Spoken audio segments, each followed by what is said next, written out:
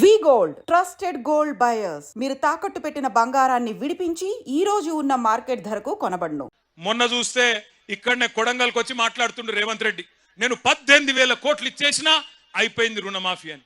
అవతలనేమో బట్టి విక్రమార్క గారు ఉప ముఖ్యమంత్రి గారు సావు కబురు సల్లగా చెప్పిండు, 18,000 కోట్లు ఎక్కడి, మనం ఇప్పటిదాకా 10-11,000 కోట్లు కూడా వేయలే అని బ్యాంకులకు చెప్పిండు. యాడ 49,000 కోట్లు, యాడ 11,000 కోట్లు, చారాన కూడా కాలే. నేను చెప్పేది కరెక్ట్ అయితే గట్టిగా సపోర్ట్లు కొట్టండి. కరెక్ట్ అయితేనే, అవద్దని చెప్పొద్దు. మనం కరెక్టేనా వినబడతలేదు, గట్టి కొట్టాలి. నిజమైతే రుణమాఫీ చారాన కాలే. అయితే నిన్న మా సబితక్క గిట్లనే ఒక మీటింగ్ పెట్టింది. ఆ చేవెళ్ళ కాన్స్టిట్యున్సీలో నవాబ్పేట అని ఊరుంటది, ఆడ ధర్నా పెట్టింది సబితక్క. సబితక్క పోయి ధర్నాలో కూర్చొని రుణమాఫీ అయ్యిందా కాలేదా అని అడిగితే ఎదురుగా ఒక రైతు లేచిండట. లేచి అక్క అక్క అయిపోతుంది అక్క అన్నాడట. ఎప్పటికి అయిపోతుంది తమ్మి అంటే, ఫిబ్రవరి 31 వరకు ఖచ్చితంగా చేస్తాడక్క రేవంత్ రెడ్డి అన్నదట. ఫిబ్రవరిలో 31 రోజులు ఉంటాయి. మీరు అమాయకులు ఉన్నారు కొడంగలోళ్ళు బాగా. ఫిబ్రవరి 31 అంటే కూడా నమ్ముతాడు. ఫిబ్రవరిలో 28 రోజులు ఉంటాయి. 4 ఏళ్ళలో ఒకసారి 29వ రోజు వస్తుంది. 31 ఆడుంటుంది. రేవంత్ రెడ్డి కథకి ఇట్లుంటది. తులం బంగారం అన్నాడు, వచ్చిందా? పెళ్లి లగ్గాలు ఆగిపోయినాయి, అవుతున్నాయా? మరి ముఖ్యమంత్రికి తులం బంగారం దొరుకుతలేదా? ఏడా బంగారం షాపులోడు నమ్మతలేడా? ఏంది పతారా లేదా ముఖ్యమంత్రికి? తులం బంగారం లేదు, స్కూటీ లేదు, రుణమాఫీ లేదు. ఏమన్నాడు ఆ రోజు రైతులను? కేసీఆర్ బిచ్చమేసినట్టు 10,000 ఇస్తుండు, నేను 15,000 ఇస్తా అన్నాడు. ఇంతకుముందు ఎవరో మంచి ప్లకార్డు పట్టుకున్నాడు ఎవడో తమ్ముడు, రేవంత్ రెడ్డి ఎంత బాకినాడు అది ఇటు పంపి ఒకసారి యాద పెట్టుకున్నాక రైతు బంధు ఇప్పటికి రూపాయి కూడా ఇయ్యలే, 1 రూపాయి కూడా ఇయ్యలే. నేను ఉత్తగానే చెప్తలేను ఈ మాట. ఎలక్షన్లకు ముందు కేసీఆర్ గారు ముఖ్యమంత్రిగా ఉన్నప్పుడు ఆనాడు మీరు యాద్ చేసుకోండి ఒక్కసారి, కేసీఆర్ గారు 12 సార్లు ఇచ్చిండు రైతు బంధు. ఒకసారి కాదు, 2 సార్లు కాదు, 12 సార్లు 73,000 కోట్ల రూపాయలు టింగు టింగు అనుకుంటా బ్రహ్మాండంగా మన ఖాతాలో పడుతుండే. అట్లనే కరెక్ట్ గా మన ఎలక్షన్ ముందు కూడా, అసెంబ్లీ ఎలక్షన్ల ముందు కేసీఆర్ గారు 7,600 కోట్ల రూపాయలు జమ చేసి పెట్టిండు. పెడితే ఇదే రేవంత్ రెడ్డి ఉత్తరం రాసిండు ఎలక్షన్ కమిషన్ కు. రాసి కేసీఆర్ ఇచ్చిన రైతు బంధు వేస్తే మళ్ళా రైతులు ఆయనకే గుద్దుతారు, నేను కొడంగల్లో కూడా ఓడిపోతా, మా పార్టీ ఓడిపోతుంది, మళ్ళా గెలవది, ఆపు అన్నాడు. వాళ్ళు ఆపినారు. ఇక బడేబాయి చోటేబాయి కదా, చోటేబాయి చెప్పిండు, బడేబాయి విన్నాడు, ఆపేసిండు. ఆపినాక ఏమైంది? ఆపినాక అదే పైసలు రేవంత్ రెడ్డి ముఖ్యమంత్రి అయ్యిండు. అయినాక మరి వెంటనే ఇయ్యాలి కదా, ఇయ్యలే. 4 నెలలు ఆ పైసలు, కేసీఆర్ ప్రభుత్వం దాపెట్టిన పైసలు 4 నెలలు సతాయించి ఎప్పుడు ఇచ్చిండు? మళ్ళా పార్లమెంట్ ఎలక్షన్లు అప్పుడు. ఒకప్పుడు ఓట్లు డబ్బల పడాలి కాబట్టి నోట్లు మీ అకౌంట్లో వేసిండు. అది కూడా ఏంది, పాత పైసలే. 5,000 ఇచ్చిండు తప్ప 7,500 ఇయ్యలే. కాబట్టి మొదటి పంట బాకీ 2,500 రూపాయలు ఎకరానికి. 7,500 ఇస్తా అన్నాడు, 5,000 ఇచ్చిండు ఆనాడు డిసెంబర్ 23లో. ఆ తర్వాత వానకాలం వచ్చింది, రైతు బంధు ఇచ్చిండు. ఆ వానకాలం రైతు బంధు ఇచ్చిండు, అయ్యలేదా? ఇయ్యలేదు, ఎగ్గొట్టిండు. మరి అది బాకీ ఉన్నాడు కదా, ఎకరానికి 7,500, అది కూడా బాకీ ఉన్నాడు. 7,500 పాత బాకీ, 2,500, 10,000 బాకీ. మళ్ళా ఇప్పుడు మళ్ళా పంట వచ్చింది, మళ్ళీ నాట్లేసే టైం వచ్చింది. ఇప్పుడు ఎంత ఇవ్వాలి? మళ్ళీ ఇప్పుడు మళ్ళీ 7,500 ఎకరానికి ఇవ్వాలి. కాబట్టి రేవంత్ రెడ్డి మనకు మొత్తం ఉన్న బాకీ ఎంత ఎకరానికి? ఎంత? మీ కొడంగలోళ్ళు హుషారు లేరువా? ఎకరానికి 17,500 రూపాయలు బాకీ ఉన్నాడు.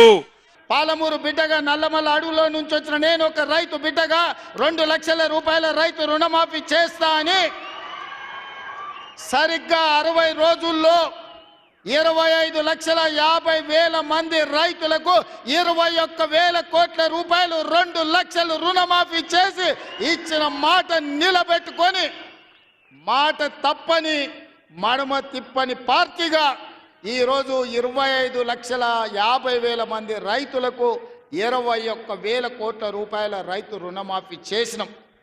ఇవాళ రైతు రుణమాఫీ చేయలేదంటున్నాడు. లెక్కలు చెప్తా, ఏ ఊర్లో, ఏ తండాలో, ఏ గూడెంలో, ఏ రైతుకి ఎంత రుణమాఫీ చేసిందో 25,50,000 మంది రైతుల వివరాలు శాసనసభలో పెడతా. 21,000 కోట్ల రూపాయలు ఎవరి ఖాతాలో వేసిందో నేను లెక్క చెప్తా. నీకు చిత్తశుద్ధి, నీకు నిజాయితీ ఉంటే రా, వచ్చే అసెంబ్లీలో నువ్వు మాట్లాడు, అడుగు. అదేవిధంగా ఆనాడు నువ్వు 5,000 రూపాయలు సంవత్సరానికి రైతు బంధు కింద 10,000 ఇస్తే నేను ఎన్నికల్లో 15,000 ఇస్తా అని చెప్పిన. కానీ ఏ రోజు కూడా చంద్రశేఖర్ రావు గారు మనం అప్పుల్లో లేవు, మనం ధనిక రాష్ట్రం, మన దగ్గర సంచుల కొద్దీ గుమ్మీల కొద్దీ రూపాయలు ఉన్నాయని అబద్ధాలు చెప్పిండు. వచ్చి చూస్తే గుమ్మీలు ఖాళీలు ఉన్నాయి, గుమ్మి కింద పందికొక్కులాగా కేసీఆర్ కుటుంబం మొత్తం తిని కూసున్నది.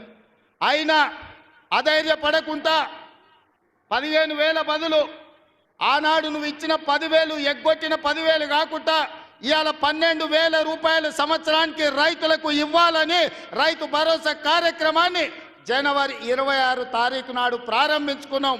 మార్చి 31 లోపల ప్రతి ఎకరాకు వ్యవసాయ యోగ్యమైన భూమికి ఎకరాకు 6,000 చొప్పున మీ ఖాతాలో వేసే పూచి నాది అని నేను ఈ వేదిక మీద నుంచి చెప్పదలుచుకున్నా. కోసం ఎదురు చూస్తారట ప్రజలందరూ, బాధ పడుతున్నారట. అయ్యా చంద్రశేఖరరావు గారు, 4 కోట్ల ప్రజలు ఎవ్వరు బాధపడతలేరు. రైతులకు రైతు భరోసా వచ్చింది, రైతులకు రైతు రుణమాఫీ జరిగింది, విద్యార్థులకు ఫీజు రియంబర్స్మెంట్ ఇచ్చినాం, రాజీవ్ ఆరోగ్యశ్రీ 10 లక్షలకు పెంచినాం, పేదలకు ఇండ్లల్లా 200 యూనిట్లు ఉచిత కరెంట్ ఇచ్చినాం, ఆడబిడ్డలకు 500 రూపాయలకే సిలిండర్ ఇచ్చినాం. అదేవిధంగా ఆడబిడ్డలకు ఆర్టీసీలో ఉచితంగా బస్సు ప్రయాణం ఇచ్చినాం. 120 కోట్ల మంది ఆడబిడ్డలు ఈరోజు తెలంగాణ రాష్ట్రంలో ఉచిత బస్సు ప్రయాణం చేస్తున్నారు. దానికి 4,000 కోట్ల రూపాయలు ఖర్చు పెట్టినాం. ఇవాళ 10,000 కోట్ల రూపాయలు రాబోయే మార్చి 31 లోపల రైతు భరోసా పథకం కింద పేదల ఖాతాలో వేస్తాం. ఉపాధి హామీ కూలీలకు కూడా ఇవాళ ప్రతి కుటుంబానికి 12,000 రూపాయలు ఇచ్చినాం. ఇదే కాదు, తెలంగాణ సమాజానికి నిరుద్యోగ సమస్య, అలాంటి నిరుద్యోగ సమస్యను పరిష్కరించడానికి మొదటి సంవత్సరంలోనే 55,143 ప్రభుత్వ ఉద్యోగాలు ఇచ్చి దేశంలోనే చరిత్ర సృష్టించిన రాష్ట్రం తెలంగాణ రాష్ట్రం. నువ్వు 10 ఏళ్ళు ఇవ్వలేని ఉద్యోగాలు మొదటి సంవత్సరంలోనే 55,143 ఉద్యోగాలు ఇచ్చిన చరిత్ర మాది. ఎందుకు ఉత్త మాటలు మాట్లాడతావు? చేతగాని మాటలు ఎందుకు మాట్లాడతావు? బీఆర్ఎస్ పార్టీని ఎందుకు తిడతా ఉంటావు? పొద్దున్న లేస్తే బీఆర్ఎస్ పార్టీని తిడుతుంటావు. 10 ఏళ్ళు మేము ఎప్పుడైనా ఇట్లా రైతులకు ఇబ్బంది పెట్టినామా? ఇవాళ నిన్నగాక మొన్న మహబూబ్ నగర్ జిల్లా రైతులు కలెక్టర్ని పోయి కలిసారు. మాకు బోనస్ డబ్బులు పడలేదు సార్ అని కలిస్తే కలెక్టర్ ఏం చేస్తాడు పాపం, ఆయన మాత్రం పడలేదా, నేను గవర్నమెంట్తో మాట్లాడతా, గవర్నమెంట్ దృష్టికి తీసుకుపోతా అని చెప్పడం తప్ప రైతులకు డబ్బులు పడిన పరిస్థితి లేదు. ఇవాళ నా దగ్గర గట్ల మల్యాల రైతులు కూడా వచ్చారు నా దగ్గరికి. ఇవాళ పొద్దున్నే గట్ల మల్యాలకు చెందినటువంటి రైతులు కూడా వచ్చి మా ఊర్లో కూడా బోనస్ డబ్బులు పడలేదు సార్, 132,000 రూపాయలు రావాలని నా నియోజకవర్గ రైతులు ఇవాళ నన్ను వచ్చి కలిశారు. నేను ఏంద్రా నేను ఎంక్వైరీ చేస్తే అది ఒక నా నియోజకవర్గం కాదు, రాష్ట్రం మొత్తం 432 కోట్లు పెండింగ్ ఉన్నది ఈరోజు. నేను టీవీలో చూస్తే ఉత్తమ్ కుమార్ రెడ్డి 48 గంటల పైసలన్నీ ఇచ్చేసినామని పాలాభిషేకాలు చేయమంటుండే. ఆయన ఎందుకు చేయాలని ఆయన పాలాభిషేకాలు?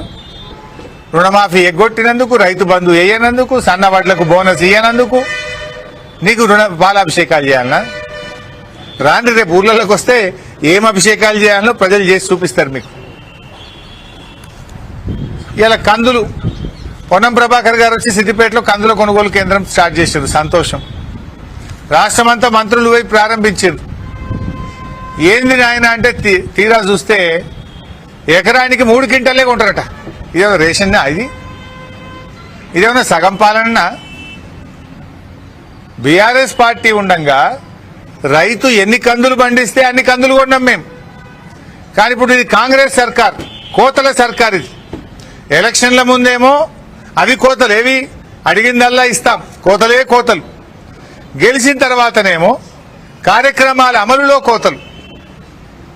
ఇప్పుడు ఏంది, ఎకరానికి జనరల్ గా కందులు 6 క్వింటాల నుంచి 10 క్వింటాల దాకా పండుతాయి రైతులకు. మంచిగా పంటే 10 క్వింటాలు పండుతాయి, తక్కువ 6 క్వింటాలు పండుతాయి. కానీ కాంగ్రెస్ వాళ్ళు ఏం చెప్తున్నారంటే, మీరు పాస్బుక్ తీసుకురాండి, వ్యవసాయ శాఖ అధికారులు నువ్వు ఎకరం పండించినవా సర్టిఫికేట్ ఇవ్వాలి. ఆ సర్టిఫికేట్ ఎకరం పండిస్తే 3 క్వింటాలే కొంటాం. మరి మిగతా 3 క్వింటాలు ఏడమ్ముకోవాలి? ఇదేం గవర్నమెంట్? నేను అడుగుతున్న వ్యవసాయ మంత్రి తుమ్మల నాగేశ్వరరావు గారు స్వయంగా రైతు. ఇది మీకు నచ్చుతుందా అని అడుగుతున్న తుమ్మల నాగేశ్వరరావు గారు, ఇది మీకు తెలిసే జరిగిందా?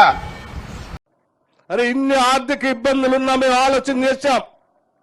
ఎట్టి పరిస్థితుల్లో ఈ రాష్ట్రంలో వ్యవసాయానికి యోగ్యమైనటువంటి ప్రతి ఎకరాకి రైతు భరోసా ఎటువంటి షరతులు లేకుండా ఇవ్వాలని రాష్ట్ర మంత్రి మండలి నిర్ణయం తీసుకుని ప్రకటించాం. పంట పండించడానికి ఇచ్చేటువంటి ప్రోత్సాహాన్ని ఎట్టి పరిస్థితుల ఆపం. పంటకు యోగ్యత అయినటువంటి ప్రతి వ్యవసాయ ఎకరానికి ప్రతి కుటుంబానికి మేము రైతు భరోసా ఇస్తామని చెప్పి చాలా స్పష్టంగా నిన్న ప్రకటించడమే కాదు, సంక్రాంతి నుంచి ఈ ప్రక్రియను మొదలుపెట్టి భారత రాజ్యాంగం బాబాసాహెబ్ అంబేద్కర్ ఈ దేశ ప్రజాస్వామ్య పునాదులు నిలబెట్టి రాజ్యాంగాన్ని అమలు తీసుకొచ్చిన జనవరి 26 నుంచి పంపిణీ చేసే కార్యక్రమాన్ని మీరు కాదు, మీకు సంబంధించిన వందల వేల మంది వచ్చి అడ్డు నిలబడిన రైతు భరోసా పంపిణీ చేస్తాం, చేసి చూపిస్తాం.